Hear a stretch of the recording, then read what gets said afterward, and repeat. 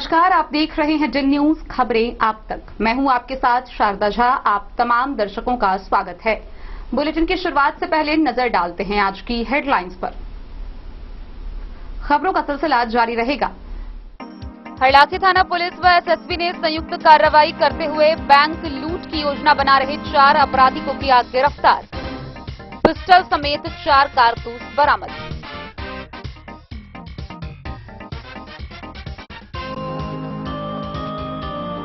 लखनऊ आरएसओपी की पुलिस ने गुप्त सूचना के आधार पर एक देसी कट्टा के साथ 4 अपराधियों को किया गिरफ्तार। 2 मोटरसाइकिल बरामद।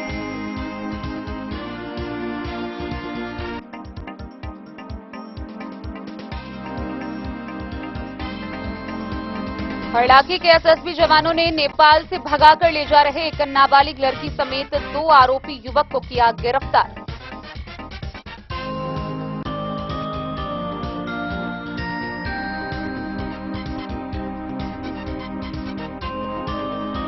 जयपुर से मुंबई जा रही ट्रेन जयपुर एक्सप्रेस में हुई फायरिंग की घटना में बिस्फी के असगर की हुई मौत।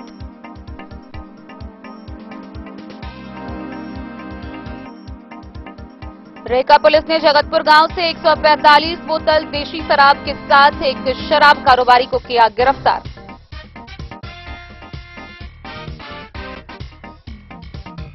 भेजा के महपतिया पंचायत के वार्ड नंबर 7 में शॉर्ट सर्किट से लगी आग। 2 मवेशी की मौत, 10 लाख से अधिक की संपत्ति का नुकसान, 2 रिहायशी घर झुलसे।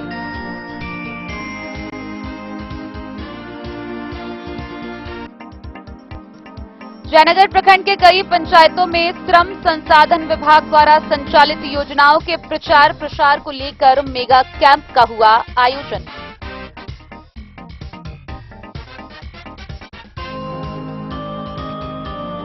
रेका के कपिलेश्वर स्थान में प्रखंड मुखिया संघ की हुई आपात बैठक।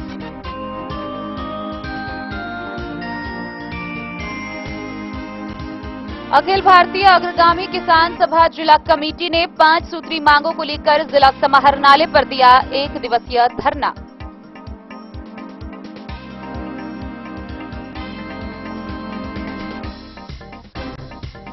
बेनीपट्टी में बाढ़, सुखाड़, जल संचयन व पौधारोपण को लेकर डीएम की अध्यक्षता में आपदा प्रबंधन की हुई बैठक।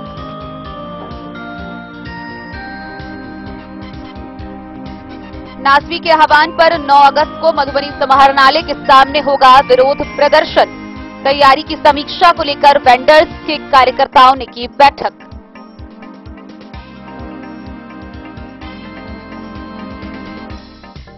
मधुबनी के वॉटसन +2 उच्च विद्यालय में 5 दिवसीय स्काउट गाइड प्रशिक्षण शिविर का हुआ शुभारंभ।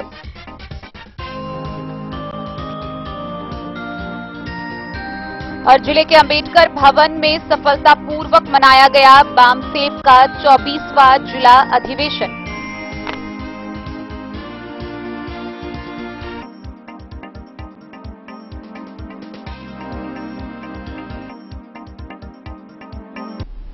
खबरें अब विस्तार से।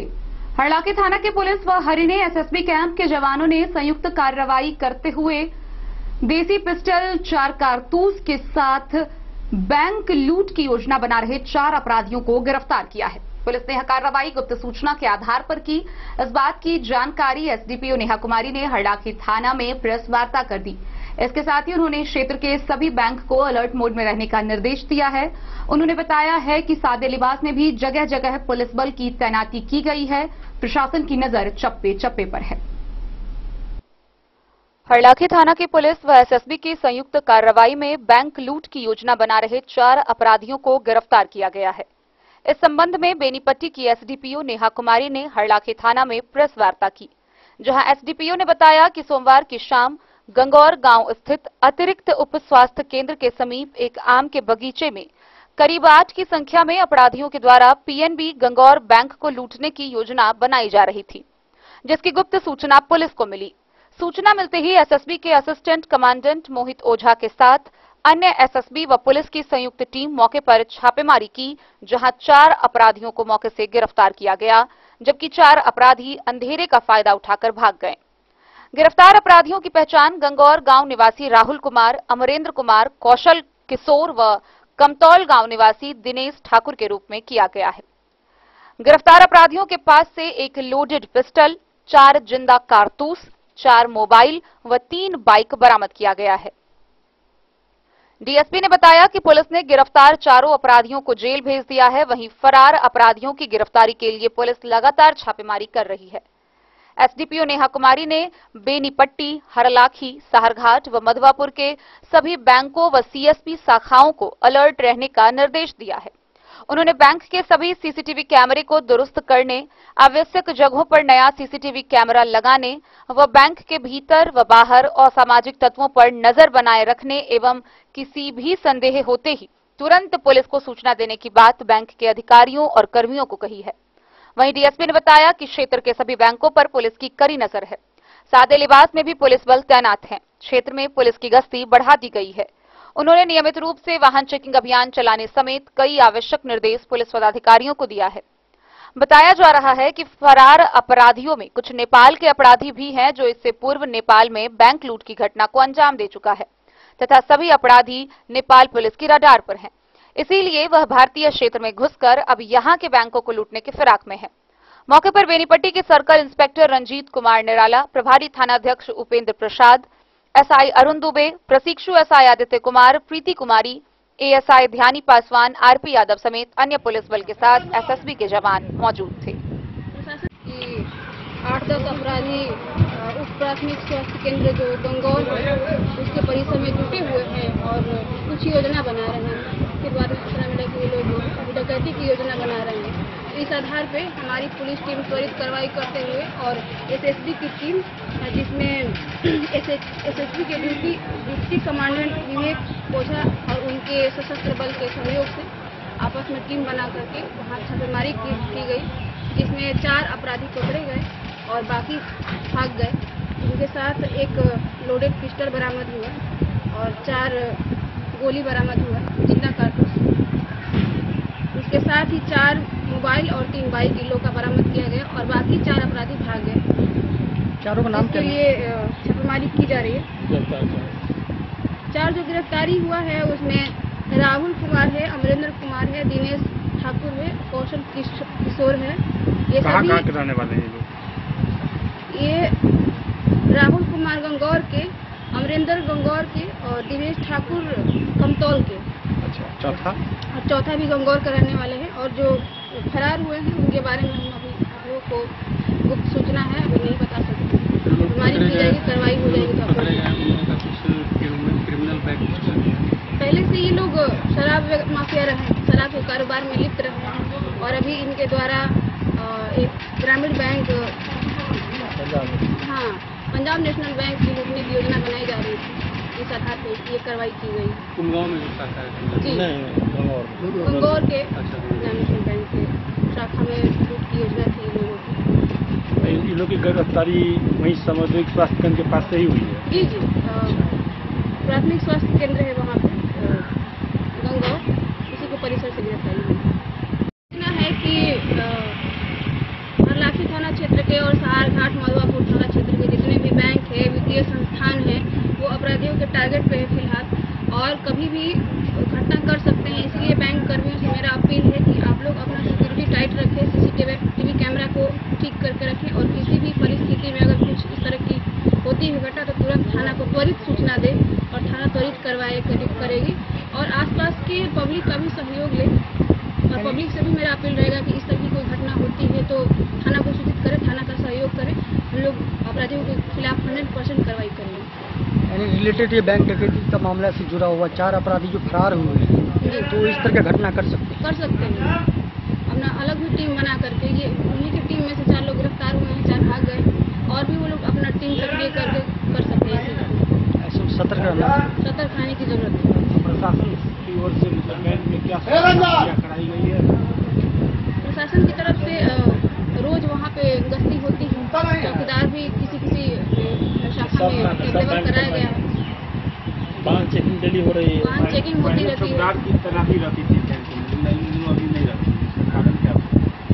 ऐसा है कि अभी बहुत सारे चौकीदार रिटायर्ड हो गए काम देखते हुए और तभी संभव उतना हो नहीं पा रहा है। हरलाखी से संजय राउत की रिपोर्ट।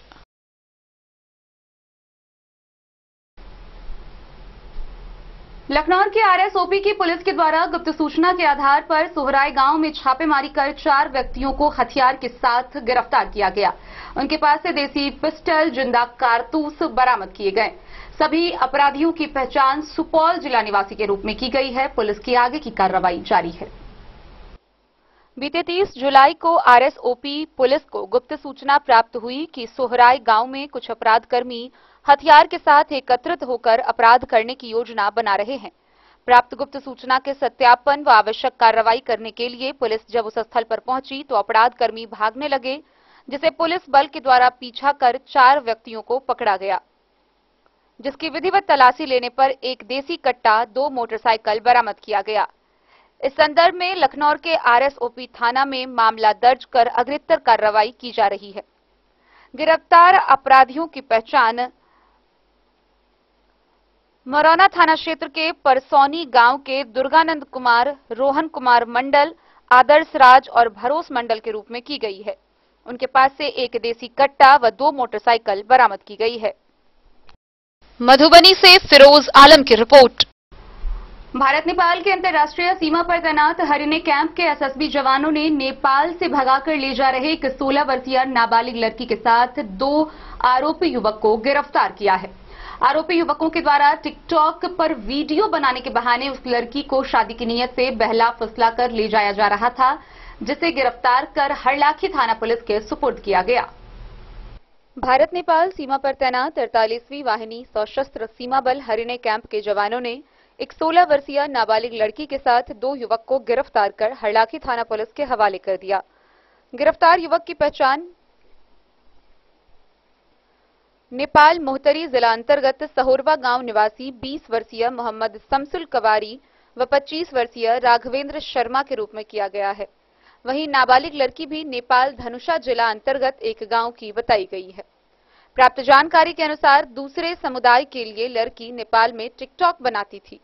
वहीं युवक शमसुल टिकटॉक बनाने के बहाने नाबालिग लड़की को झांसा देकर बुला लिया, फिर अपने ग्रामीण राघवेंद्र शर्मा के बाइक से रात के 10 बजे भारतीय सीमा में प्रवेश किया, जहां हरियाणा बॉर्डर पर तैनात मुख्य आरक्षी पृथ्वी सिंह ने संदेह के आधार पर तीनों को हिरासत में लेकर कैंप में लेकर आ गए, जहां गहन पूछताछ के बाद लड़की ने शादी की नीयत से बहला फुसला कर ले जाने की बात बताई।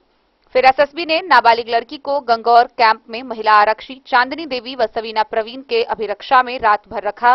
फिर सुबह हरियाणा कैंप लाया गया, जहां सूचना मिलने के बाद जयनगर से सामुदायिक कार्यकर्ता ग्राम विकास युवा ट्रस्ट मधुबनी की सदस्य सविता देवी हरियाणा कैंप पहुंची और नाबालिग लड़की से गहन पूछताछ की।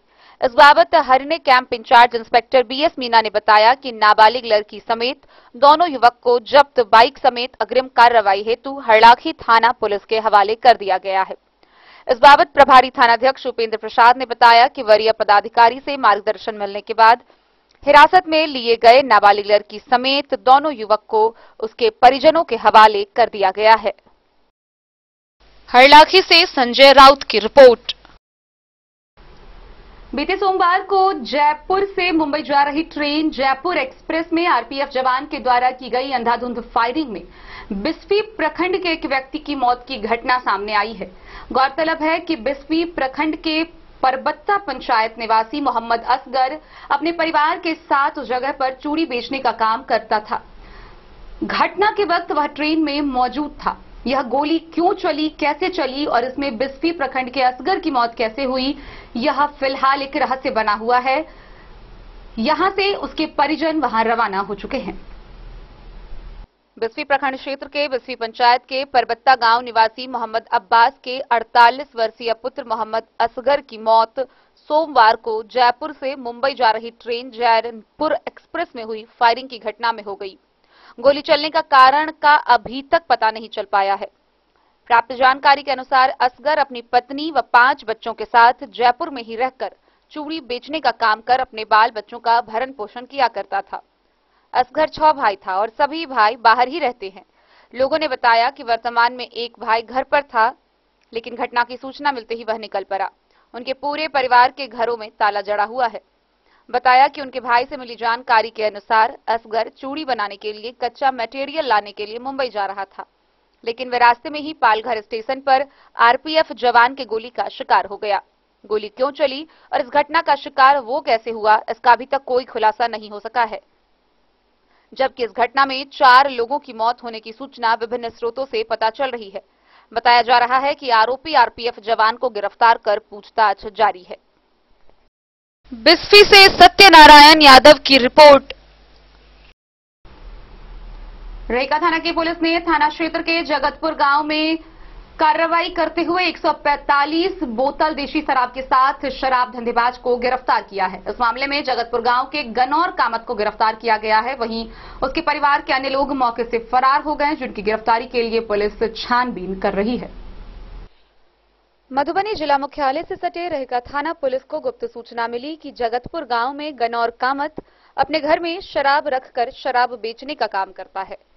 सूचना के सत्यापन करने बताए जगह पहुंची रेका थाना पुलिस ने तलाशी के क्रम में घर से 145 बोतल देशी नेपाली शराब बरामद किया। साथ ही गनौर कामत को गिरफ्तार कर लिया गया, जबकि घर के अन्य सदस्य गनौर कामत के पुत्र विजय, अभिकांत चौधरी, बहू ममता देवी, पुनीता देवी पुलिस को देखते ही घर से फरार हो गए। रेका के थानाध्यक्ष राजकिशोर कुमार ने बताया कि जगतपुर गांव निवासी गनौर कामत को विधिवत गिरफ्तार कर व फरार अभियुक्तों के विरुद्ध उत्पाद मद्य निषेध अधिनियम के अंतर्गत प्राथमिकी दर्ज कर न्यायिक अभिरक्षा में लेने हेतु व्यवहार न्यायालय मधुबनी भेज दिया गया तथा फरार अभियुक्तों की गिरफ्तारी को लेकर लगातार छापेमारी जारी है। जल्द ही उन्हें भी गिरफ्तार कर लिया जाएगा। मधुबनी से फिरोज आलम की रिपोर्ट। भेजा थाना क्षेत्र के महपतिया पंचायत के वार्ड नंबर 7 में अचानक आग लग गई। अगलगी की इस घटना में 2 मवेशियों की झुलसने से मौत हो गई। वहीं 2 घर जलकर राख हो गए। 10 लाख से अधिक की संपत्ति का नुकसान बताया जा रहा है। वहीं आग लगने का कारण शॉर्ट सर्किट बताया गया है। भेजा थाना क्षेत्र के महपतिया पंचायत अंतर्गत वार्ड नंबर 7 में शॉर्ट सर्किट से हुई भीषण अगलगी में एक गाय और उसके बछड़े के झुलसने से मौत हो गई। वहीं 2 परिवार के रिहायशी घर आग की चपेट में आने से लाखों रुपए की संपत्ति जलकर खाक हो गई। स्थानीय लोगों के सहयोग से आग पर काबू पाया गया। मोहम्मद तौकीर इकबाली के मवेशी घर से आग की शुरुआत हुई और रिहायशी घर के साथ परवेज आलम उर्फ तारे के करकट के घर को भी आग ने अपने चपेट में ले लिया, जिससे घर में रखा लाखों रुपए के कीमती सामान, जेवरात, नगद समेत कुल 10 लाख की क्षति का अनुमान लगाया गया है। घटना की जानकारी अंचलाधिकारी ओम प्रकाश भगत को दी गई है। उन्होंने कहा है कि जांच करवाकर आगे की कार्रवाई बहुत जल्द शुरू कर दी जाएगी।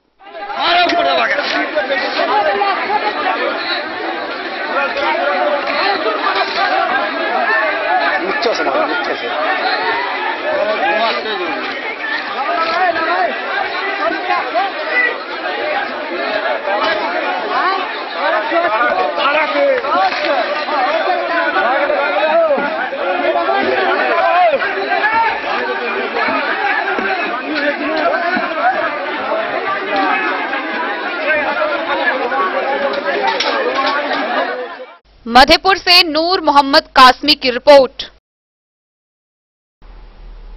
जयनगर प्रखंड के कई पंचायतों में श्रम संसाधन विभाग के द्वारा मेगा कैंप का आयोजन किया गया। इस मेगा कैंप में श्रम संसाधन विभाग से जुड़ी योजनाओं के बारे में विस्तार पूर्वक जानकारियों का प्रचार प्रसार किया गया। जयनगर प्रखंड के पंचायत रामपट्टी, सिमरी, सतघारा, चिचरी, कानूनगो, पटवारा दक्षिण, पटवारा उत्तर, पिलखवार, करहिया पश्चिम एवं करहिया पूर्वी के पंचायत में श्रम अधीक्षक राकेश रंजन के निर्देशानुसार मेगा कैंप का आयोजन कराया गया, जिसमें सभी श्रम प्रवर्तन पदाधिकारी, स्थानीय मुखिया, पंचायत सचिव, विकास मित्र, वार्ड सदस्य तथा विभिन्न निर्माण श्रमिक संघ के प्रतिनिधियों की उपस्थिति में श्रम संसाधन विभाग द्वारा संचालित सभी योजनाओं की विस्तार पूर्वक जानकारी दी गई तथा उन योजनाओं से संबंधित बुकलेट, पैम्पलेट आदि का वितरण किया गया। इस क्रम में श्रम प्रवर्तन पदाधिकारी अमित कुमार ने पिलखवार पंचायत के पंचायत भवन में मेगा कैंप का आयोजन किया, जिसमें मुखिया प्रमिला देवी, पंचायत समिति सदस्य मोहम्मद अरमान व वार्ड सदस्य मोहम्मद शाबीर उपस्थित रहे। श्रम प्रवर्तन पदाधिकारी गोविंद कुमार ने रामपट्टी स्थित सामुदायिक केंद्र में कैंप का आयोजन किया व हितेश कुमार श्रम प्रवर्तन पदाधिकारी ने सिमरी में चांद टोल पंचायत में मेगा कैंप का आयोजन किया। इसी प्रकार सभी श्रम प्रवर्तन पदाधिकारी ने अपने अपने आवंटित पंचायतों में संघ के प्रतिनिधियों की उपस्थिति में कैंप का आयोजन किया। इस कैंप में सैकड़ों की संख्या में महिला व पुरुष कामगार एवं अन्य स्थानीय व्यक्ति उपस्थित थे। मेगा कैंप द्वारा वहां उपस्थित सभी कामगारों व अन्य व्यक्तियों और जनप्रतिनिधियों को श्रम संसाधन विभाग द्वारा संचालित सभी योजनाओं, खासकर ई श्रम पोर्टल पर निबंधन, बिहार शताब्दी और संगठित कार्यक्षेत्र कामगार एवं शिल्पकार सामाजिक सुरक्षा योजना 2011, बिहार राज्य प्रवासी मजदूर दुर्घटना अनुदान योजना 2008 एवं बिहार भवन एवं अन्य स्वनिर्माण कर्मकार कल्याण बोर्ड द्वारा संचालित 16 योजनाओं तथा आयुष्मान भारत योजना के बारे में विस्तार से जानकारी दी गई तथा सभी योजनाओं का बुकलेट, पैम्फलेट भी सभी को उपलब्ध कराया गया। स्थानीय जनप्रतिनिधि, अन्य वार्ड सदस्यों की उपस्थिति में सैकड़ों महिलाओं व पुरुषों को श्रम संसाधन विभाग द्वारा संचालित सभी योजनाओं के विस्तार से जानकारी दी गई तथा सीएससी के माध्यम से अलग अलग श्रमिकों का लेबर कार्ड अप्रूव्ड किया गया तथा ई श्रम, लेबर कार्ड, आयुष्मान कार्ड के लिए कैंप में ही ऑनलाइन आवेदन करवाया गया। साथ ही उपस्थित सभी लोगों को विभागीय योजनाओं से संबंधित बुकलेट का वितरण किया गया।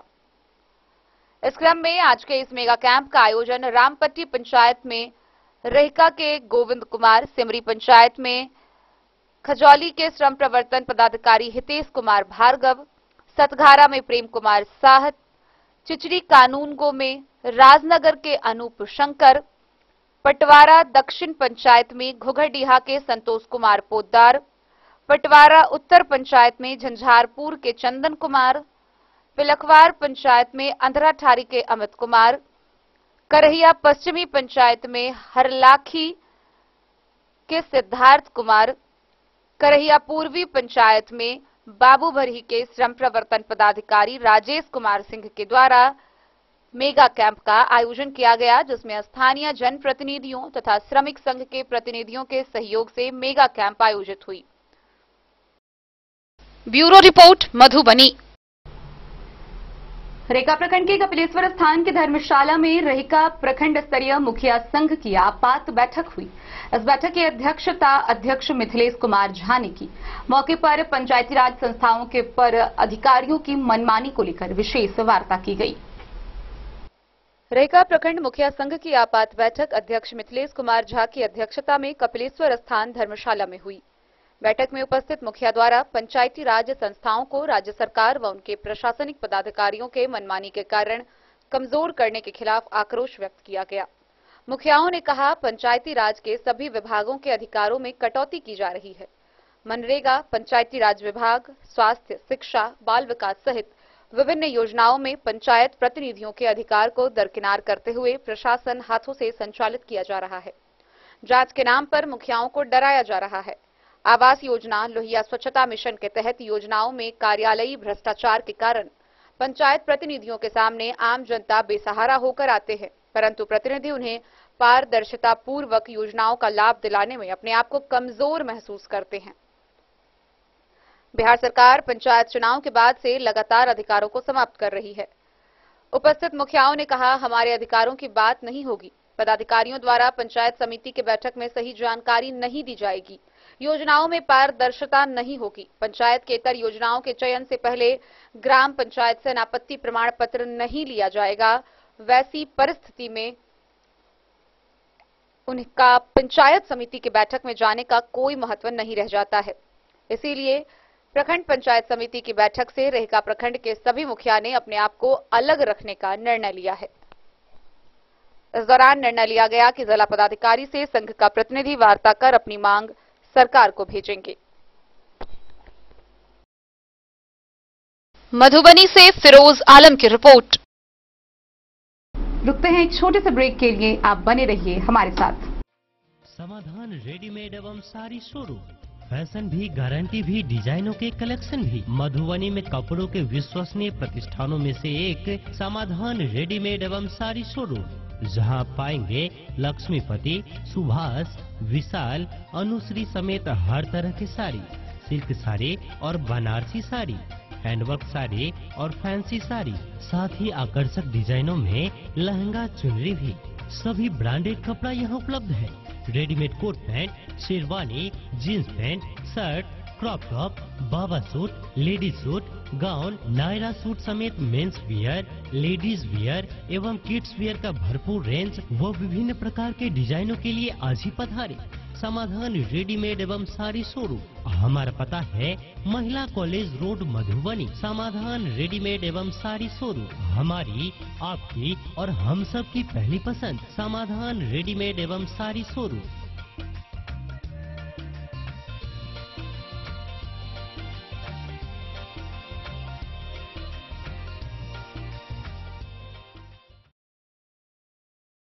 ट्विंडर्म क्रीम दाद, खाज, खुजली, एलर्जी, एक्जिमा, स्किन एलर्जी समेत विभिन्न त्वचा संबंधित रोगों में लाभदायक। Twinderm cream marketed by Aeronix health care. तो किसी भी प्रकार के त्वचा रोग से है परेशान तो ट्विंडर्म क्रीम है सबका समाधान। जिले के सभी दवा दुकान में उपलब्ध ट्विंडर्म क्रीम। ट्विंडर्म क्रीम, ट्विंडर्म क्रीम दाद, खाज, खुजली, एलर्जी, एक्जिमा, स्किन एलर्जी समेत विभिन्न त्वचा संबंधित रोगों में लाभदायक। Twinderm cream marketed by Aeronix health care. तो किसी भी प्रकार के त्वचा रोग से हैं परेशान तो ट्विंडर्म क्रीम है सबका समाधान। मधुबनी जिला के हर दवा दुकान में उपलब्ध ट्विंडर्म क्रीम। ज्वेलरी हाउस स्वर्ण श्री। सोने की शुद्धता मापने वाला यंत्र कैरेटोमीटर यहाँ उपलब्ध है, क्योंकि सोने की शुद्धता और आपके विश्वास के साथ कोई समझौता नहीं। रत्न, सोना व चांदी के हर तरह के आभूषणों के लिए एक बार अवश्य आएं। लाइट वेट व बेहतरीन कारीगरी वाले गहनों का अनूठा संगम। आपका भरोसा ही है हमारी पूंजी। बिना किसी मिलावट व पूरी शुद्धता के साथ हॉलमार्क गहने आपको देना हमारा परम कर्तव्य। तो देर किस बात की, अपने मनपसंद गहनों की खरीदारी के लिए आज ही आए। पता याद रखें, ज्वेलरी हाउस स्वर्ण श्री, बड़ा बाजार, मधुबनी। बेहतरीन साड़ियों एवं रेडीमेड कपड़ों का अनूठा संगम बॉम्बे फैशन। शादी हो या कोई त्योहार, हर तरह के खास आयोजन में आपको पसंद आएंगी यहाँ के डिजाइनर, कामदार एवं बेहतरीन साड़ियाँ। यानी अगर आप चाहते हैं सभी प्रकार की कामदार, फैंसी, बनारसी, प्योर सिल्क, सूती साड़ियाँ, सलवार सूट और लहंगा चुन्नी, तो सोचने की जरूरत नहीं, आए बॉम्बे फैशन। हम रखते हैं आपकी पसंद का ख्याल। शर्टिंग, सूटिंग एवं ब्रांडेड रेडीमेड कपड़े भी मिलेंगे आपको उचित मूल्य पर। यही नहीं, बच्चों के कपड़े बाजार से कम कीमत पर यानी होलसेल रेट पर प्राप्त करें। पता याद रखें, बॉम्बे फैशन, महिला college road. All India forward block से संबंधित अग्रगामी किसान सभा जिला कमेटी के द्वारा मधुबनी समाहरणालय के सामने धरना प्रदर्शन किया गया। इस दौरान 5 सूत्री मांगों के समर्थन में सभी ने अपनी आवाज बुलंद की। मंगलवार को ऑल इंडिया फॉरवर्ड ब्लॉक से संबंध अखिल भारतीय अग्रगामी किसान सभा जिला कमेटी के द्वारा जिला समाहरणालय पर 5 सूत्री मांगों को लेकर 1 दिवसीय धरना कार्यक्रम किया गया, जिसका नेतृत्व कॉमरेड गणेश यादव तो धरना कार्यक्रम की अध्यक्षता सुनील कुमार झा ने की। धरना कार्यक्रम को संबोधित करते हुए कॉमरेड प्रेम कुमार झा, राज्य कमेटी सदस्य, ने बताया कि हमारी 5 सूत्री मांगे हैं और इस धरना के माध्यम से जिला प्रशासन से कहना चाहेंगे कि हमारी मांगों की सूची अपने माध्यम से सरकार तक पहुंचाए। हमारी मांगे हैं, मधुबनी जिला को सुखाड़ क्षेत्र घोषित किया जाए, किसानों को बीमा का राशि दरहिका कोऑपरेटिव बैंक से भुगतान किया जाए, डीजल अनुदान की प्रक्रिया किसानों के लिए सरल किया जाए, प्रधानमंत्री फसल बीमा बिहार में भी लागू किया जाए और जिले के सभी स्टेट बोर्डिंग को चालू किया जाए, साथ ही पक्का नाला का निर्माण कर खेत तक पानी पहुंचाया जाए। इन सभी मांगों को लेकर 1 दिवसीय धरना दिया गया और अगर उनकी मांगे सरकार पूरा नहीं करती है तो आने वाले दिनों में इस तरह का धरना प्रदर्शन जारी रहेगा। मौके पर सैकड़ों महिला पुरुषों ने इस धरना प्रदर्शन में भाग लिया। भारतीय अग्रगामी किसान सभा की तरफ से एक दिवसीय धरना कार्यक्रम का आयोजन 5 मांगे हैं। इस 5 मांगे, पहला मांगे हैं सुखाड़ क्षेत्र घोषित करना। अभी तक बिहार के अंदर में, मधुबनी जिला के अंदर में 48% सामान्य वर्षा से 48% कम वर्षा हुआ है। बरसात का महीना 4 महीना का बरसात महीना होता है। 2 महीना बीत गया है। 2 महीना बीत जाने के बाद भी सामान्य से 48% कम वर्षा हुआ है। अब 2 महीना बाकी बचे हुए हैं। एक जो अगता फसल होता है वो अगता फसल समाप्त हो चुका है।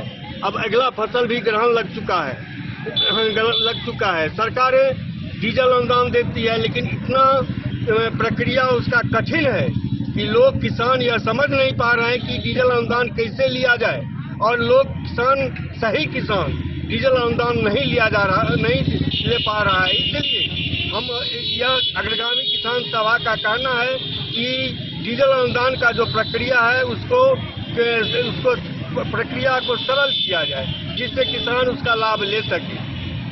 फसल बीमा योजना है जो पूरे देश के अंदर में प्रधानमंत्री फसल बीमा योजना लागू है, लेकिन बिहार के अंदर में यह फसल बीमा लागू नहीं है। अग्रगामी किसान सभा मांग करता है कि बिहार में भी फसल बीमा लागू किया जाए और लागू करके किसानों को किसान क्रेडिट के माध्यम से फिर फसल बीमा लागू किया जाए। यह किसान सभा मांग करती है। यही मेरा मांग है। 5 सूत्री मांग है। हम लोग बैठे हुए हैं। मेरा नाम प्रेम कुमार झा, अखिल ऑल इंडिया फॉरवर्ड ब्लॉक राज्य कमेटी सदस्य। मधुबनी से फिरोज आलम की रिपोर्ट। बेनीपट्टी प्रखंड सह अंचल कार्यालय के मेघदूतम सभागार में आपदा प्रबंधन की बैठक हुई। बैठक की अध्यक्षता जिला पदाधिकारी अरविंद कुमार वर्मा ने की। इस बैठक में मुख्य रूप से बाढ़, सुखाड़, जल संचयन समेत अन्य विषयों पर विस्तारपूर्वक चर्चा की गई। बेनीपट्टी प्रखंड सह अंचल कार्यालय परिसर स्थित मेघदूतम सभागार में मंगलवार को डीएम अरविंद कुमार वर्मा की अध्यक्षता में बाढ़, सुखाड़, जल संचयन व पौधारोपण समेत अन्य विषयों को लेकर आपदा प्रबंधन की बैठक हुई। बैठक में उपस्थित लोगों ने फिलहाल बढ़ते तापमान के कारण उत्पन्न हुए जल संकट, संभावित बाढ़ आपदा, पौधारोपण से पर्यावरण पर पड़ने वाले सकारात्मक प्रभाव व जल संचयन की आवश्यकता पर विस्तार से परिचर्चा की। इस दौरान डीएम ने कहा कि मधुबनी जिला शुरू से ही बाढ़ प्रभावित रहता है। उस दौरान रेड क्रॉस के दौरान जो कार्य किया जाता है वह सराहनीय होता है। अनुमंडल स्तर पर रेड क्रॉस सोसाइटी की टीम के साथ बैठक की जा रही है, जिसमें टीम के द्वारा बाढ़ पूर्व की जा रही तैयारियों की समीक्षा की जा रही है और बाढ़ के दौरान और बेहतर कार्य करने को मोटिवेट किया जा रहा है। डीएम ने कहा कि बैठक में वर्षा कम होने से जल संकट व फसलों की सिंचाई की समस्या होने की बातें सामने आई है, जिसका उपचारात्मक प्रयास किया जाएगा। उन्होंने कहा कि खासकर अन्य जिलों की अपेक्षा मधुबनी जिले में नदी, नाले, तालाब और कुओं की अधिकता के कारण यहां भूजल स्तर की स्थिति में कभी कमी नहीं देखी जाती थी, लेकिन इन दिनों बारिश की कमी के कारण पहली बार जिले में ऐसी स्थिति देखी जा रही है कि कहीं कहीं भूगर्भ जल स्तर बेहद नीचे चला गया है और जल संकट उत्पन्न की स्थिति बन गई है। ऐसे में सभी लोगों को जल संचयन के लिए अपने घरों में सोख्ता का निर्माण कराने के लिए रेड क्रॉस सोसाइटी द्वारा प्रेरित किया जाएगा। उन्होंने कहा कि जिले में जल संचयन हेतु जल जीवन हरियाली अभियान को युद्ध स्तर पर धरातल पर उतारा जा रहा है और आम जनों से अपील है कि निजी स्तर पर वर्षा जल, किचन व नाले से बहने वाले और सड़क पर बहने वाले जल को बर्बाद होने से बचाने का काम करें और सोख्ता के माध्यम से संचयन करें, अधिक से अधिक पौधे लगाएं ताकि भूगर्भ जल स्तर ऊपर आ सके। डीएम ने खासकर लोगों से अपने घरों के छत पर वर्षा जल संचयन की विधि रूफटॉप रेन वाटर हार्वेस्टिंग का निर्माण कराने को प्रेरित करने की बात कही। मौके पर SDM Manisha, DCLR Raju Kumar, Benipatti BDO doctor Ravi Ranjan, Bisfi BDO Naseem Kumar Nishant, Benipatti CO Pallavi Kumari Gupta, Bisfi CO Rakesh Kumar, Benipatti अनुमंडलीय अस्पताल के उपाधीक्षक doctor Sushil Kumar, red cross society के डॉक्टर गिरीश पांडे, पूर्व मुखिया अजीत पासवान, रामाशंकर पासवान व बेनीपट्टी पीएचसी के हेल्थ मैनेजर सुशील कुमार समेत कई लोग मौजूद थे। रेड क्रॉस के माध्यम से बैठक हुई है, उसमें क्या क्या निर्देशित किया गया? हम लोगों ने ये निर्णय लिया था क्योंकि मधुबनी जिला बाढ़ प्रवण जिला रहता है और बाढ़ के समय पे यहाँ के रेड क्रॉस के द्वारा प्रशासन के स्तर से जो काम किए जाते हैं उसमें इन लोगों के द्वारा सहयोग किया जाता है। और इसी क्रम में आज हम लोगों ने निर्णय लिया था कि हर अनुमंडल में जाके अनुमंडल स्तर के जो रेड क्रॉस के जो वॉलंटियर्स हैं उनसे चर्चा की जाएगी कि किस प्रकार से वो लोग तैयारी उन लोगों की है, और साथ ही साथ उनसे और अनुरोध किया जाएगा, मोटिवेट किया जाएगा, ताकि बाढ़ आने की स्थिति में रेड क्रॉस जो है और अच्छे तरीके से यहाँ काम कर सके।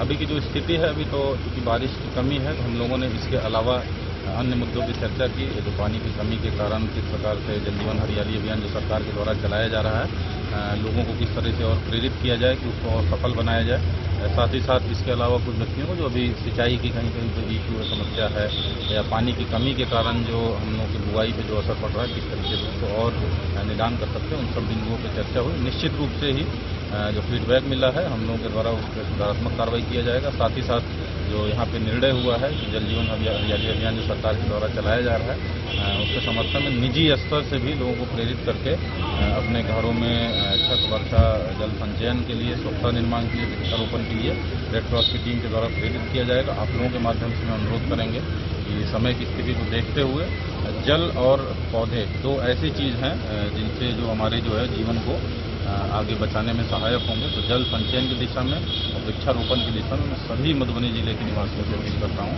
कि इस दिशा में प्रयास करें, खूब पेड़ लगाएं, अपने घरों में सक्षम है तो रेन वाटर हार्वेस्टिंग संरचना का निर्माण कराएं, और जो भी बाथरूम का पानी, किचन का पानी ये सब बहता है उसको भी स्वच्छता का निर्माण कराएं, ताकि हम लोग जल संचित हो सके, बर्बाद ना हो। धन्यवाद। बेनीपट्टी से विनोद कुमार की रिपोर्ट।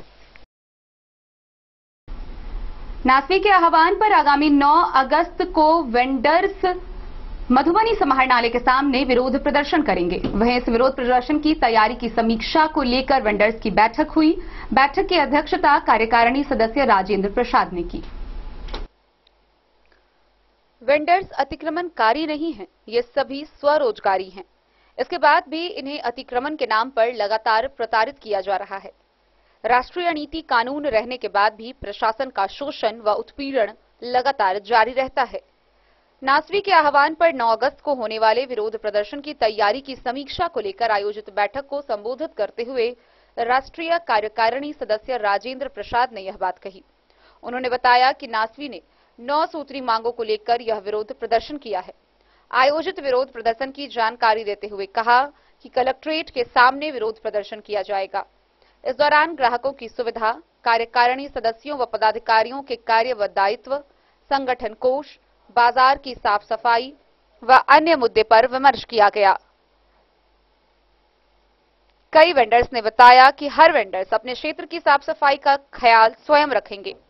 वहीं प्रशासन से मांग किया कि राष्ट्रीय नीति की अनुपालन की जाए। चिन्हित स्थानों पर वेंडिंग जोन का निर्माण करने, टीवीसी की बैठक नियमित करने की मांग पर बल दिया गया।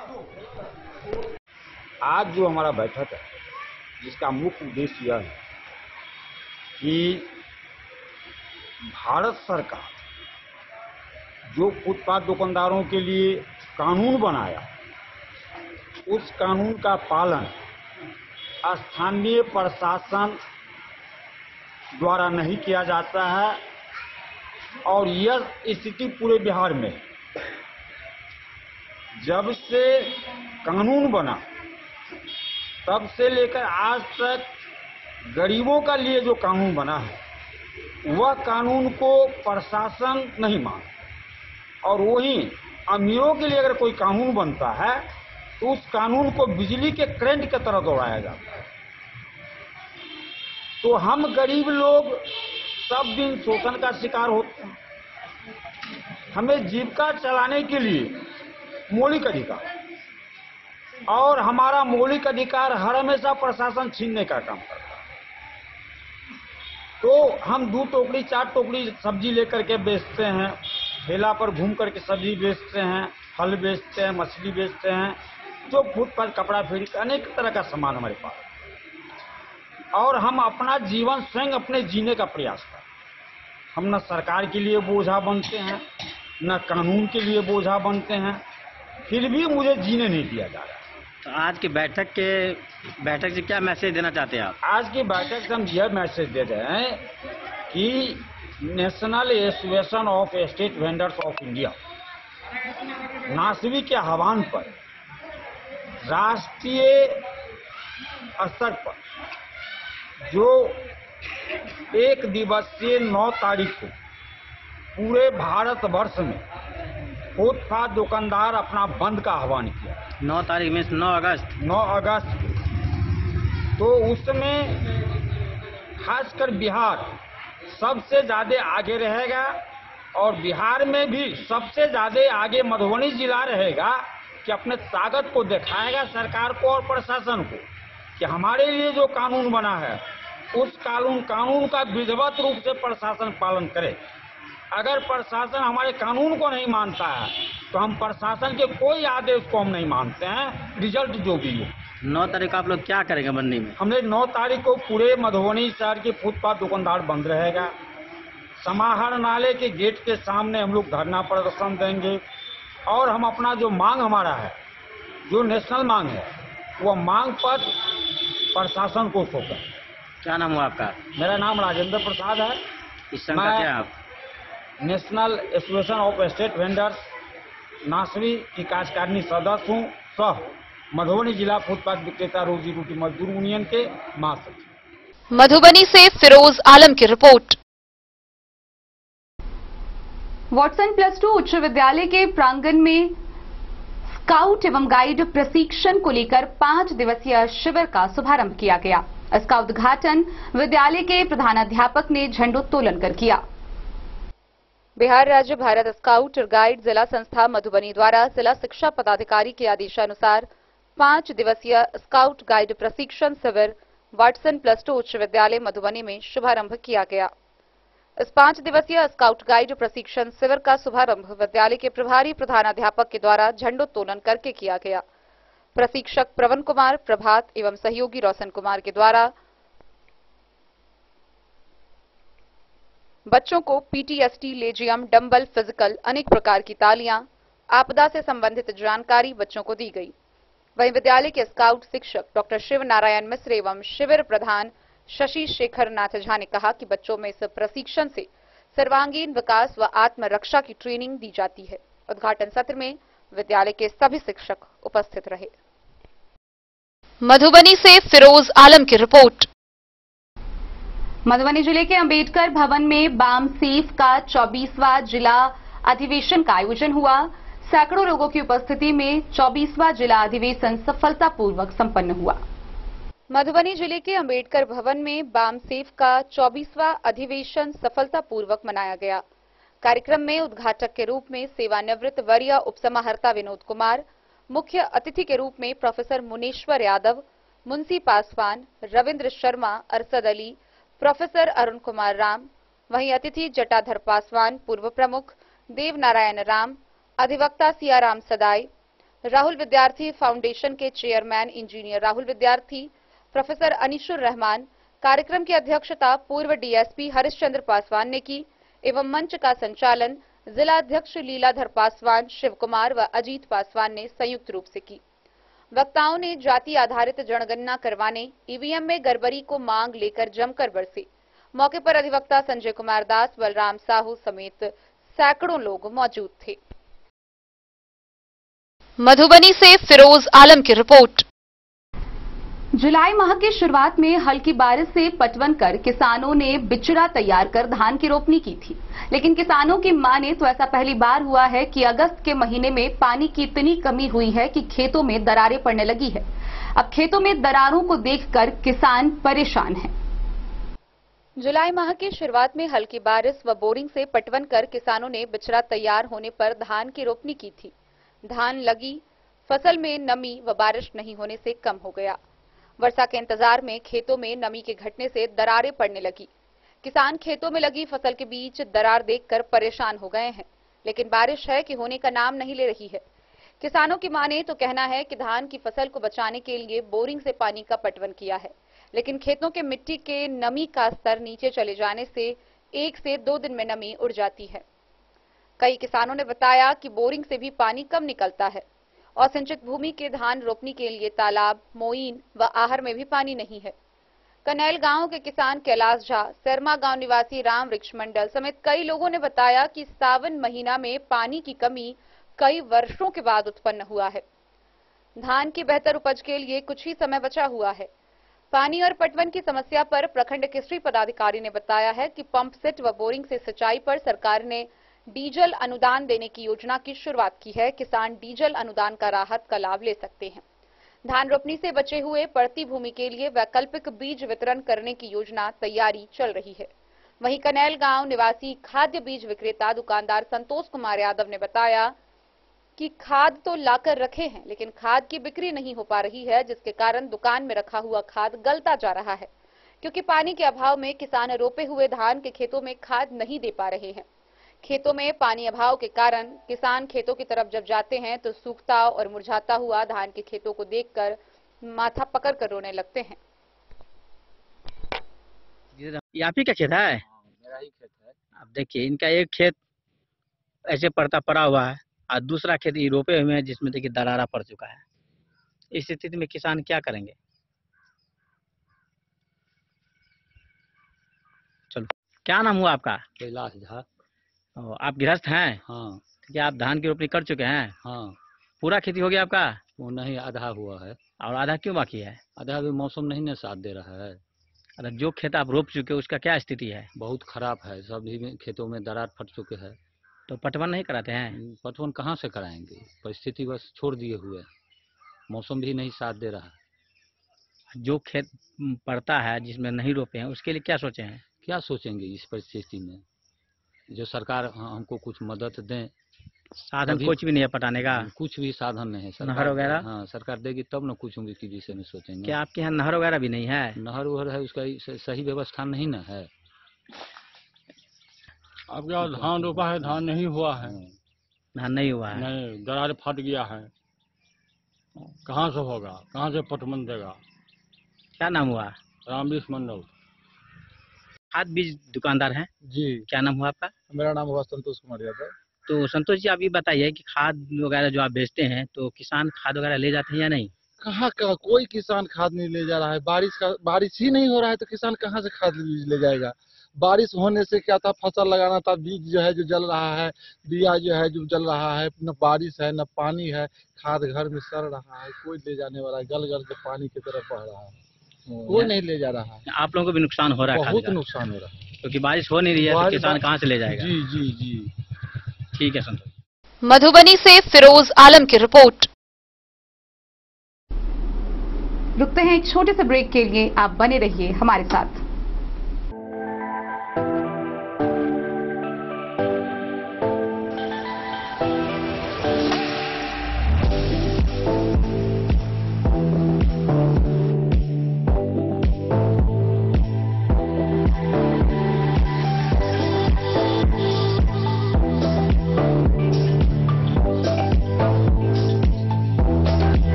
अमरनाथ प्रसाद ज्वेलर्स 916 हॉलमार्क ब्रांडेड गोल्ड एवं डायमंड ज्वेलरी शोरूम, गांधी चौक, राजनगर बाजार, इस भरोसे की पहचान। शगुन वाटिका मैरिज गार्डन मधुबनी शहर के बीचों बीच बाबू साहेब चौक पर आपकी सुविधा अनुसार आकर्षक और भव्य मैरिज गार्डन।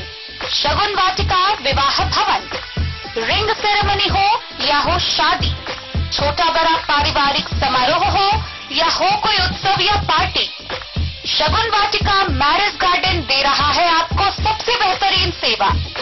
बुकिंग के लिए संपर्क करें गणपति टेंट हाउस, पुराना LIC कैंपस, खादी भंडार, मधुबनी।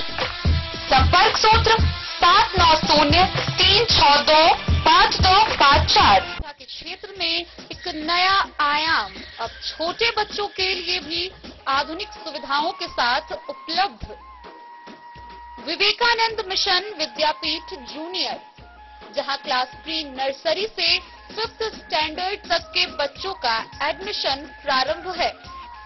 अगर आप भी चाहते हैं अपने बच्चों का शिक्षा के क्षेत्र में बेहतर विकास, तो विवेकानंद मिशन विद्यापीठ जूनियर है आपके लिए तैयार। 2.5 से 10 वर्षों के बच्चों के लिए आपको मिलेगा आधुनिक सुविधाओं के साथ एक बेहतर शिक्षा का माहौल। CBSE बेस्ड करिकुलम सिलेबस के साथ साथ स्टूडेंट्स होंगे art and craft, game and sports और कल्चरल एक्टिविटीज में अव्वल। इंग्लिश मीडियम के माहौल के बीच स्टूडेंट्स बनेंगे स्मार्ट, जहां किताबी ज्ञान के साथ साथ हर क्षेत्र में स्टूडेंट्स होंगे अवेयर, हॉबीज और इंटरेस्ट को मिलेगी प्राथमिकता। तो आइए और अपने बच्चों के बेहतर भविष्य के लिए आज ही नामांकन करवाइए। विवेकानंद मिशन विद्यापीठ जूनियर हमारा। मधुबनी शहर के लहरियागंज स्थित ब्रह्मा कुमारी ईश्वरीय विश्वविद्यालय के द्वारा नशा मुक्ति को लेकर नशा मुक्त भारत अभियान चलाया जा रहा है। इसी कड़ी में नशा मुक्त भारत अभियान को लेकर जागरूकता रथ को डीएम अरविंद कुमार वर्मा व ब्रह्मा कुमारी बहनों ने हरी झंडी दिखाकर रवाना किया। शहर के लहरियागंज स्थित ब्रह्मा कुमारी ईश्वरीय विश्वविद्यालय सेवा केंद्र के स्वदर्शन भवन के सभागार में नशा मुक्त भारत अभियान कार्यक्रम आयोजित किया गया है। ब्रह्मा कुमारीज और राजयोग एजुकेशन एंड रिसर्च फाउंडेशन के मेडिकल विंग की ओर से चलाए जा रहे अखिल भारतीय नशा एवं तंबाकू मुक्त युवा अभियान प्रशिक्षण कार्यक्रम राष्ट्रीय स्वास्थ्य मिशन ने युवाओं की जागृति के लिए विशेष आयोजन रखा गया। डीएम अरविंद कुमार वर्मा व ब्रह्मा कुमारी बहनों ने नशा मुक्त भारत अभियान कार्यक्रम को जागरूकता रथ को हरी झंडी दिखाकर रवाना किया। इस अवसर पर डीएम ने कहा, तंबाकू उद्योग कैसे युवाओं को टारगेट करती है। नशा तंबाकू युवाओं को लुभाती है, ललचाती है, लोगों को अपना शिकार बनाती है। हर साल 80 लाख लोग मौत के इस कुएं में गिरकर समय से पहले इसका शिकार बनते हैं। तंबाकू को अब कंपनियां एक स्वास्थ्य विकल्प भी बताती है। लाखों लोग इस चक्रव्यूह में फंसकर जान गंवा बैठे हैं। उन्हें यह फर्क नहीं पड़ता कि उनका नया शिकार कौन है। उनका शिकार छोटे बच्चे भी होते हैं। बड़ी बड़ी तंबाकू उत्पादक कंपनियों का एक ही उद्देश्य है, बच्चों और युवाओं को इस जहर का शिकार बनाना। शिव गांज भांगा पिया तो हम क्यों नहीं पी सकते हैं। Rajiv Kumar Mount Abu medical wing के प्रचारक ने कहा कि हम सब समझते हैं कि तंबाकू नुकसानदेह है, लेकिन लोग इसे गंभीरता से नहीं लेते, इसलिए कि सबको लगता है कि यह समाज में सहज स्वीकार हो गया है। एक ने हमें कहा कि शिव गांजा भांग पिए तो हम क्यों नहीं पी सकते। सभी आए अतिथि के लिए स्वागत भाषण मधुबनी सेवा केंद्र की संचालिका ब्रह्मा कुमारी संगीता बहन ने कहा। यह संचालिका विभा बहन ने कहा कि आज फिल्मों, गानों और कई पद्मश्री अवार्ड लिए हुए अभिनेता तंबाकू और सिगरेट जैसी चीजों का एडवर्टाइज कर उसे प्रमोट कर रहे हैं। लक्ष्य विहीन होने के कारण लोग बुराई की ओर प्रभावित हो जाते हैं। राजयोग शिक्षिका राजयोगी बीके ब्रजराज ने कहा कि कोई भी इंसान व्यसनों की तरफ आत्मशक्ति की कमी के कारण मुड़ता है और इसके साथ जीवन का लक्ष्य स्पष्ट नहीं हो तो इस ओर मुड़ जाते हैं। लक्ष्य विहीन होने के कारण लोग बुराई की ओर प्रभावित हो जाते हैं। जब तक रियलाइज हो तब तक देर हो जाती है तथा कदम पीछे करना आसान नहीं होता है। इसलिए ऐसे लोगों को परिवर्तित करने के लिए आध्यात्मिक ज्ञान आवश्यक है। और उसके बावजूद भी लोग चुपके से चोरी से प्रयास करते हैं और उसका सेवन कर लेते हैं। इसके अलावा चूंकि सप्लाई उसमें कमी है, अवैध रूप से लोग करते हैं, हम लोग भी उनको काफी जब्ती भी की जाती है, कार्रवाई भी की जाती है। इस कारण से लोग अन्य नशे के पदार्थों की तरफ देखा जाता है कि लोगों की चेष्टा होती है, युवाओं की स्पेशली, दूसरे नशे के माध्यमों की तरफ लोग बढ़ जाते हैं। और बहुत अच्छी बातें बताई उन्होंने। इस तरीके से संस्था के द्वारा स्कूलों में जाके, गाँव में जाके लोगों को प्रेरित किया जाता है, बच्चों को भी और लोगों को भी जो नशे से ग्रसित हैं। बस एक आध पॉइंट इसमें हम जरूर रिक्वेस्ट करेंगे कि जो नशा होता है केवल बच्चों के बीच में केवल इस कारण से नहीं होता कि उनको कोई परेशानी है, तनाव है। कई बार मोस्टली स्कूल कॉलेजेस में शौक में लोग मजे के लिए करते हैं इस चीज को और उनको लगता है कि थोड़ा ट्राई करके छोड़ देंगे, तो लेकिन जब उसी में कुछ बच्चे इतना कर रहे होते हैं उसी में भी ट्राई करते हैं, इसको पीयर प्रेशर कई बार बोलते हैं, तो उस कारण से भी लोग करते हैं और शुरू में मजे के लिए करते हैं और बाद में उनको एहसास भी हो जाता है कि गलत हो रहा है, उसके बाद भी छोड़ नहीं पाते हैं। तो जैसे आप लोग जा रहे हैं बहुत अच्छा है। तो उसमें जो कई लोगों के इसको ट्राई किया गया किस तरीके से लोगों को दूर किया जाए, एक सपोर्ट ग्रुप गाँव वगैरह में जैसे रहता है, एक सपोर्ट ग्रुप जिस जगह पे लोग बनाते हैं। जैसे आपने एक बार जाके किसी को मोटिवेट किया या कोई बच्चा है, कोई आदमी जो नशे से ग्रसित है, अगर कोई वीडियो एक बार देखता है तो उसके मन में प्रेरणा होती है कि छोड़े उसको, लेकिन जब छोड़ता है तो फिर कुछ दिन बाद वापस आ जाता है उसमें, क्योंकि वो विल पावर मेंटेन करना, सस्टेन करना कठिन रहता है।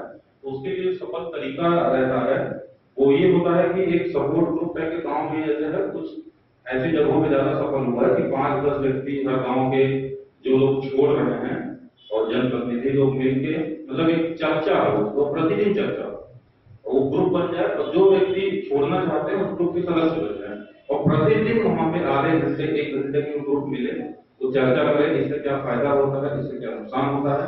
जब प्रतिदिन वही याद दिलाया जाता है और ग्रुप जब जुड़ता है तब लोग उससे और प्रेरित होते रहते हैं। और जिनका मान लीजिए किसी ने कोई मतलब तंबाकू ही छोड़ा हुआ है और तो उसके अंदर क्रेविंग हो, उसकी जागेगी लेकिन तलब हो उसकी, तो उसको अगर दिन में कोई भी उसका टेंशन का समय आया, कोई भी तनाव की स्थिति आई, तुरंत सेवन कर लेगा।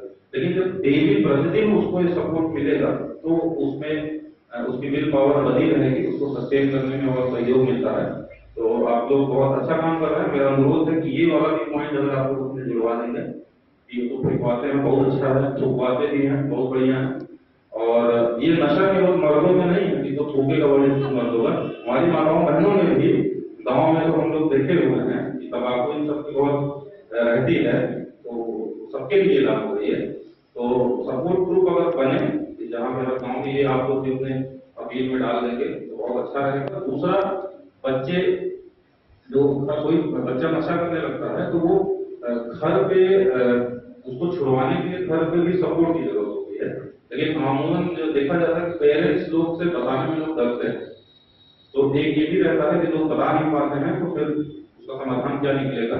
तो ये भी हम लोग को एज गार्जियन सबको समझने की जरूरत रहती है कि अगर गार्जियन से इंटरेक्शन हो रहा है तो बच्चों को कंफर्टेबल करें, उनसे चीजें जाने और पता चलता है उनका बेटा सिगरेट पीने लगा है या चुपके से ड्रिंक करने लगा है तो उसको समझा के और उसको खुले में घर में बात करके उसको दूर करें, ना कि थप्पड़ मार के वो करके। अब थप्पड़ मारिएगा डरेगा तो फिर चुपके से करेगा, पता भी नहीं चलेगा आपको। तो ये इसमें ये कहा जा सकता है जो लोग शुरू में तो अपने एडवेंचर के लिए मजे के लिए करते हैं लेकिन बाद में नशे के शिकार के रूप में वही लोग विक्टिम होते हैं, तो उसको उसी तरीके से लेते हुए उनको सजा देने की बजाय क्रिमिनल न मानते हुए सजा देने की बजाय वो किया जाए, घर पे सपोर्ट सिस्टम बने। और साथ ही साथ जो सरकारी प्रावधान है, जो जिस तरीके से शराबबंदी है, चाहे ऐसे ड्रग्स जो बैंड हुए हैं उन लोगों के खिलाफ प्रशासन के द्वारा लगातार हम लोग कार्रवाई करते ही हैं। लेकिन समाज में हर समय ऐसे क्रिमिनल तत्व मिल ही जाएंगे जो कि आपराधिक घटना को अंजाम देते रहते हैं, वो तो हम लोगों की लड़ाई चलती रहेगी। लेकिन आप लोगों को मैं अंत में पुनः बहुत बहुत धन्यवाद देता हूँ कि जो ये सामाजिक सरोकार की जो कुरीति है नशा की, पूरे समाज से उसको पार करने के लिए आप लोग इसमें अपना सहयोग कर रहे हैं। और मैं आश्वस्त करता हूँ प्रशासन की तरफ से इसलिए बहुत अच्छी चीज है ये। और हमारे बिहार सरकार के द्वारा तो शराबबंदी लागू की गई है, तो अन्य नशा पे भी ये चीजें आप लोग न केवल शराब को बल्कि अन्य पूरे नशा को भी आप लोग इसको समाज से हटाने का काम कर रहे हैं। तो प्रशासन पूरा सहयोग करेगा, किसी प्रकार की भी सहयोग समर्थन की आपको की आवश्यकता होगी, हम लोग पूरी तरीके से उसके लिए बहुत बहुत धन्यवाद। 3 साल के अंदर पूरे भारत में हमको करीब 10 करोड़ लोगों को ये मैसेज देना है कि नशा कैसे हमारे जीवन में घातक सिद्ध हो रहा है और ये कैंसर की तरह हमारे समाज में फैलते जा रहा है। तो इस अभियान के दौरान हम जो कार्य कर रहे हैं वो स्पेशली हमारे जो छोटे बच्चे हैं, युवा हैं, 10 साल से 25 साल के अंदर जो युवा हैं, देखा गया है कि इसी उम्र में नशे की शुरुआत होती है। तो हम स्कूल्स और कॉलेजेस को इसमें टच कर रहे हैं और हमने मेरा स्पेशली पूरा भारत में जाना होता है। मैं उड़ीसा में रहता हूँ लेकिन जम्मू कश्मीर से हूँ। तो मैंने जो स्कूल कॉलेजेस में जो देखा कि बच्चे बहुत ही प्रेशर रहता है उनके ऊपर में, पढ़ाई का प्रेशर, कंपटीशन होता है, एक्सपेक्टेशंस होती हैं उनके पेरेंट्स की। तो ये ऐसा कुछ बच्चे उससे कोप अप नहीं कर पाते तो स्ट्रेस में आ जाते हैं। तो हर एक बच्चे के अंदर में कुछ विशेषताएं होती हैं, अच्छाइयां होती हैं। हम सब भगवान के बच्चे हैं, तो ये हम उनको 1 घंटे के अंदर में एहसास कराते हैं कि हर बच्चा चाहे वो पढ़ाई में कमजोर हो, चाहे किसी भी फील्ड में, जैसे कुछ शारीरिक अपूर्णता होती है, कोई बोल नहीं सकता है, कोई किसी का डिफॉर्मेशन होती हैं, तो उस क्षेत्र में उनके अंदर स्वाभाविक है थोड़ी सी लो फीलिंग रहती है। तो हम इस प्रोग्राम के द्वारा हर बच्चे को ये बताते हैं कि आप डायमंड हो, आप सबके अंदर बहुत अच्छी क्वालिटीज हैं, और कुछ एक्सरसाइजेज उनको उसी ड्यूरेशन में करवाते हैं, जिससे उनको ये फील होता है कि हम भी स्पेशल हैं। तो ये हमारा एक प्रोग्राम का बच्चों के लिए प्रोग्राम रहता है। उनके अंदर जो डिमोटिवेट हो चुके होते हैं उनको थोड़ा हम लिफ्ट करते हैं। तो इस प्रकार से और कुछ हम वीडियोस दिखाते हैं। हमारी एक वैन बनी हुई है, उसमें वो अभी मैं आपको दिखाऊंगा वीडियो। हमारी जो वैन है जो हम लेके मधुबनी से फिरोज आलम की रिपोर्ट। मधुबनी नगर निगम से एक बड़ी खबर सामने आ रही है, जहां सिंघनिया चौक रैयाम मुख्य सड़क को स्थानीय मोहल्ले वासियों ने पानी की कमी के कारण जाम कर दिया। जाम के कारण घंटों यातायात बाधित रहा।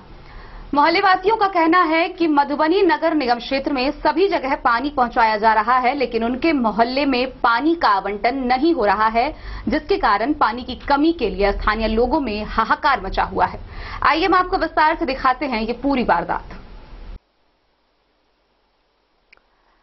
नगर निगम क्षेत्र में पानी को लेकर हाहाकार मचा हुआ है। मंगलवार की सुबह से सिंघनिया चौक को नगर वासियों द्वारा पानी नहीं उपलब्ध कराने के खिलाफ सिंघनिया चौक मधुबनी रैयाम मुख्य सड़क को जाम कर दिया, जिससे घंटों यातायात बाधित रहा है। स्थानीय लोगों ने पक्षपात का आरोप लगाते हुए कहा कि नगर निगम कर्मी के द्वारा इधर उधर पानी उपलब्ध कराया जाता है, परंतु उनके मोहल्ले में पानी उपलब्ध नहीं कराया जाता है, जिस कारण मोहल्ले वासियों को पानी नहीं मिलने से काफी परेशानी हो रही है। इधर नगर निगम के मेयर अरुण राय से इस संबंध में जब बातचीत की गई तो उन्होंने बताया कि उनके द्वारा चुनाव से पहले से लेकर अब तक प्रत्येक दिन सभी वार्डों में पानी मुहैया कराया जा रहा है और इस तरह की व्यवस्था लगातार जारी रहेगी। कुछ इलाके में अगर किसी तरह की समस्या आई है तो उसका तुरंत समाधान करेंगे और करते आए हैं। सिंघनिया चौक और आसपास के कुछ मोहल्लों में स्थानीय लोगों के द्वारा रोड जाम और प्रदर्शन किया गया है। जैसे ही इस बात की जानकारी मिली है, फौरन उनकी समस्याओं का हल किया गया है। उन्होंने बताया कि हर हाल में पानी नगर निगम के क्षेत्र में उपलब्ध कराया जाएगा।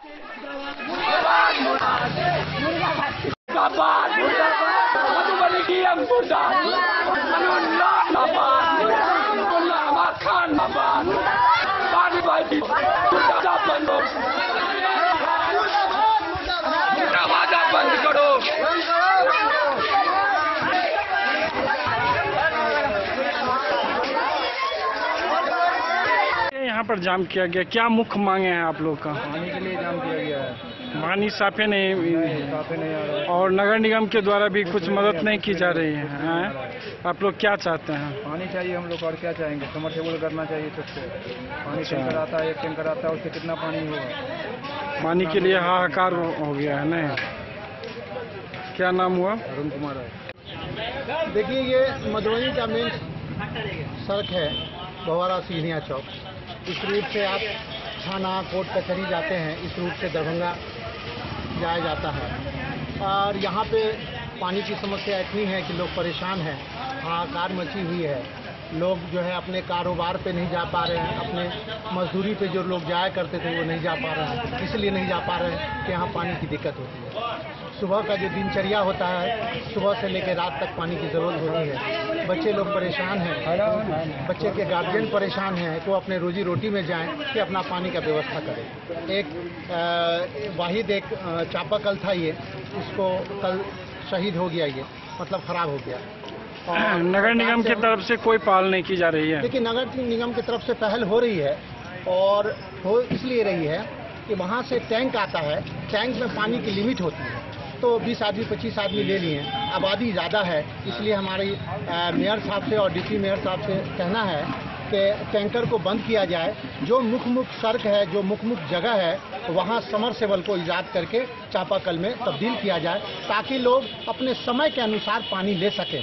लोग परेशान नहीं हो। जो बच्ची घर से कभी नहीं निकली, आज पानी के कारण निकलना पड़ रहा है। जो बहू नहीं है या पुरानी है, वो कभी नहीं निकली, वो आज जो है पानी के लिए निकल रही है। इसलिए सरकार से मुताबाना गुजारिश है हमारी, हाथ जोड़ के प्रार्थना है। आप मीडिया साथियों का भी बहुत बहुत शुक्रिया, इस दबी हुई कुचली हुई आवाज़ के साथी बने और आपके माध्यम से ये बात हमारे मेयर साहब और डिप्टी मेयर साहब को जान सके। क्या नाम हुआ सर? हमारा नाम मोहम्मद जाहिद हुसैन हुआ। कौन सी जगह हुआ? ये भवारा सिंघनिया चौक है। मधुबनी से फिरोज आलम की रिपोर्ट। रेखा स्थित मध्य विद्यालय में स्वयंसेवी संस्था डॉक्टर प्रभात फाउंडेशन के द्वारा क्विज प्रतियोगिता का आयोजन किया गया। इस क्विज प्रतियोगिता के आयोजन में प्रथम, द्वितीय व तृतीय स्थान पाने वाले कक्षा 6 के छात्र छात्राओं को पुरस्कार प्रदान किया गया। इसके अलावा 5 छात्र छात्राओं को सांत्वना पुरस्कार दिया गया। रेखा प्रखंड क्षेत्र स्थित मध्य विद्यालय रेखा में स्वयंसेवी संस्था डॉक्टर प्रभात फाउंडेशन के द्वारा क्विज प्रतियोगिता का आयोजन किया गया। इस प्रतियोगिता में वर्ग 6 के 70 से अधिक छात्र छात्राओं ने भाग लिया, जिसमें प्रथम गुड़िया कुमारी, द्वितीय राजकुमार, तृतीय अंजलि कुमारी को फाउंडेशन के द्वारा पुरस्कार प्रदान किया गया, कि शिक्षक शंभू पासवान के हाथों प्रदान किया गया। इसके अलावा 5 छात्राओं को सांत्वना पुरस्कार भी प्रदान किया गया, जिसमें रिंकी कुमारी, वर्षा मंडल, अमरेश कुमार, शिवानी कुमारी, संजीत कुमार को पुरस्कार देते हुए शिक्षक ने कहा कि फाउंडेशन के द्वारा इस तरह के कार्यक्रम अनवरत स्कूल में करवाने से छात्रों में उत्साह जगती है और उसे आगे बढ़ने का मौका मिलता है। इस मौके पर सभी छात्र व शिक्षक उपस्थित थे। मधुबनी से फिरोज आलम की रिपोर्ट। मधुबनी सदर अस्पताल के एसएनसीयू में शुद्ध पेयजल को लेकर आरओ लगाया गया। वहीं इसका उद्घाटन सिविल सर्जन नरेश भीमसारिया ने फीता काटकर किया। उन्होंने बताया कि सदर अस्पताल के विभिन्न जगहों पर जल्द ही बाकी जगह भी आरओ लगाए जाएंगे। जल ही जीवन है और जीवन में जल का बड़ा महत्व है। सदर अस्पताल के एसएनसीयू में आरओ शुद्ध पेयजल का फीता काटकर सिविल सर्जन नरेश भीमसारिया ने उद्घाटन किया। इस मौके पर उन्होंने कहा कि बच्चों व बच्चों के परिजन को पानी पीने में काफी असुविधा होती थी।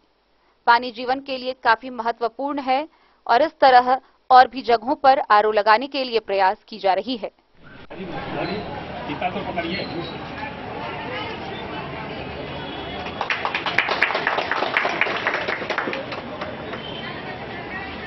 पानी चला के देखने से परेशानी हो रही थी, पॉइंट आउट लोग किया था। तो एक तो आरओ हम लोग के यहाँ ऑलरेडी पहले से लगा हुआ है, तो एक एक्स्ट्रा आरओ जो है हम लोग लगाए हैं ताकि मरीजों को कुछ फायदा हो, परिजनों को, और खासकर बच्चों के लिए और महिलाओं के लिए सोचा गया था। इसी सिलसिले में ये हुआ है, एक और आरओ लगाने का हम कोशिश करेंगे। मधुबनी से फिरोज आलम की रिपोर्ट। मधुबनी समाहरणालय के सभा कक्ष में कृषि टास्क फोर्स की बैठक हुई। बैठक की अध्यक्षता जिला पदाधिकारी अरविंद कुमार वर्मा ने की। मौके पर जिलाधिकारी ने किसानों को ससमय डीजल अनुदान देने समेत कई निर्देश निर्गत किए। जिलाधिकारी अरविंद कुमार वर्मा की अध्यक्षता में समाहरणालय स्थित सभा कक्ष में जिला स्तरीय कृषि टास्क फोर्स की बैठक आयोजित हुई। उन्होंने डीजल अनुदान, बीज वितरण, प्रतिरक्षण किट का वितरण, रोपनी की स्थिति, नहरों से सिंचाई, नलकूप, उर्वरक की उपलब्धता का समीक्षा कर संबंधित अधिकारियों को निर्देश भी दिए। जिलाधिकारी ने कहा कि जिले में जुलाई माह में अभी तक वर्षापात की स्थिति को देखते हुए सिंचाई के अन्य साधनों पर विशेष रूप से ध्यान देना। वर्षापात कम हुई है। समीक्षा के क्रम में जिला कृषि पदाधिकारी ने कहा कि अभी तक मात्र 45% ही धान की रोपनी हुई है। जल संसाधन विभाग के अभियंताओं को निर्देश दिया कि नहरों के अंतिम छोर तक पानी पहुंचे। इसको लेकर नहर प्रमंडल के सभी पदाधिकारी प्रतिदिन क्षेत्र में जाकर नहरों में रही जलापूर्ति पर नजर रखें। किसानों से मिलकर पटवन की स्थिति जाने। डीजल अनुदान के समीक्षा के क्रम में यह पाया गया कि अभी तक कुल 5330 किसानों ने डीजल अनुदान हेतु आवेदन दिए हैं। प्राप्त आवेदनों में से कुल 763 आवेदनों को जांच के उपरांत निष्पादित किया गया है। जिलाधिकारी ने जिला कृषि पदाधिकारी को निर्देश दिया कि प्राप्त आवेदनों का तेजी से जांच करके सभी पात्र किसानों को ससमय पूरी सहजता के साथ उनके खाते में डीजल अनुदान की राशि उपलब्ध करवाना सुनिश्चित करें। जिले के किसानों को डीजल अनुदान उपलब्ध करवाने में किसी भी प्रकार की लापरवाही या शिथिलता बर्दाश्त नहीं की जाएगी। कार्यपालक अभियंता नलकूप को निर्देश दिया कि बंद पड़े नलकूपों को शीघ्र मरम्मती कर चालू करवाना सुनिश्चित करें। सिंचाई के लिए सुदूर खेतों तक तेजी के साथ विद्युत संबद्धता प्रदान करना हमारा लक्ष्य है। बैठक में उपस्थित कार्यपालक अभियंता विद्युत को निर्देश दिया कि जिले में जिन इच्छुक किसानों के खेतों में बिजली का खंभा उपलब्ध है, वहां 100% इच्छुक किसानों को जल्द से जल्द विद्युत संबद्धता प्रदान करें। साथ ही साथ उन्होंने जले हुए ट्रांसफार्मर को जल्द से जल्द बदलने के निर्देश दिए। कृषि फीडर से निर्बाध 12 घंटे प्रतिदिन बिजली उपलब्ध करवाने को लेकर विद्युत विभाग के अधिकारियों को निर्देश दिए। Bureau report, Madhubani. मधुबनी जिले में पशुओं में लगातार लंपी त्वचा रोग तेजी से बढ़ रहा है। वहीं इसके निराकरण को लेकर जिला पदाधिकारी के निर्देशानुसार जगह जगह लगातार कैंप का आयोजन किया जा रहा है। आइए हम आपको डन न्यूज के माध्यम से बता रहे हैं कि लंपी त्वचा रोग से अपने जानवरों को कैसे बचा सकते हैं, इसके क्या क्या उपाय हैं। जिलाधिकारी अरविंद कुमार वर्मा के निर्देश पर पशुओं में लंपी त्वचा रोग के उपचार व बचाव को लेकर लगातार कैंप का आयोजन किया जा रहा है। पटना से 3 सदस्यीय पशु विशेषज्ञ की टीम जिले के संक्रमित पशुओं की जांच कर उनके पस का सैंपल संग्रह भी कर रही है, जिसे भोपाल विशेष जांच हेतु भेजा जाएगा। जिला पशुपालन पदाधिकारी डॉक्टर राजेश ने बताया कि अगर आपके पशुओं के शरीर पर चकता हो रहा है, पैरों में सूजन व आंख से पानी आ रहा है, पशु खाना कम खा रहा एवं बुखार है, तो हो सकता है यह वायरस के द्वारा फैलने वाले लंपी स्किन डिजीज के लक्षण हो। इन बीमारी के कई प्रभाव हैं। यह छुआछूत की बीमारी है जो एक जानवर से दूसरे जानवर के संपर्क में आने से भी फैलता है। बीमार पशुओं को स्वस्थ पशुओं से अलग रखें। प्रभावित जानवरों को एक जगह से दूसरे जगह नहीं ले जाए। इस रोग से मृत्यु दर काफी कम है। शुरुआती दौर में ही पशुओं का इलाज चिकित्सालय के चिकित्सक के द्वारा शुरू कर इस रोग के प्रभाव को काफी कम किया जा सकता है। यह रोग पशुओं से मनुष्यों में नहीं फैलता है। उन्होंने कहा कि ऐसी स्थिति में कई सावधानियां बरतकर इस बीमारी से शीघ्र छुटकारा पाया जा सकता है। पहले अपने स्वस्थ पशुओं का दाना पानी करने के बाद ही बीमार पशुओं को दाना पानी दें। स्वस्थ पशुओं को बीमार पशु से अलग रखें। इस बीमारी का कारगर इलाज होम्योपैथिक व देसी चिकित्सा है। इस चिकित्सा पद्धति को अपनाने से पशु 5 से 7 दिनों में ठीक हो जाता है। अपने पशुओं में इस बीमारी का लक्षण दिखने पर शीघ्र पशु चिकित्सालय के पशु चिकित्सक से संपर्क करें। किसी तरह के भ्रामक सुझाव से बचें व पशु को बाहर से खरीद कर न लाएं। पशुओं के आवागमन पर रोक लगाएं। इसके अलावा लंपी त्वचा रोग के ट्रीटमेंट के लिए 1 किलो नीम का छाल, 1 किलो बबूल का छाल, 1 किलो पीपल के छाल को 5 लीटर पानी में गर्म कर 4 लीटर बना ले। उसमें से प्रतिदिन बड़े गाय को 50 मिलीलीटर और छोटे को 25 मिलीलीटर सुबह शाम पिलाएं 25 दिनों तक। घर में नीम के पत्ते का धुआं करें। नीम के पत्ते को पीसकर घाव पर लेप लगाएं। नीम के पत्ते को खिलाएं।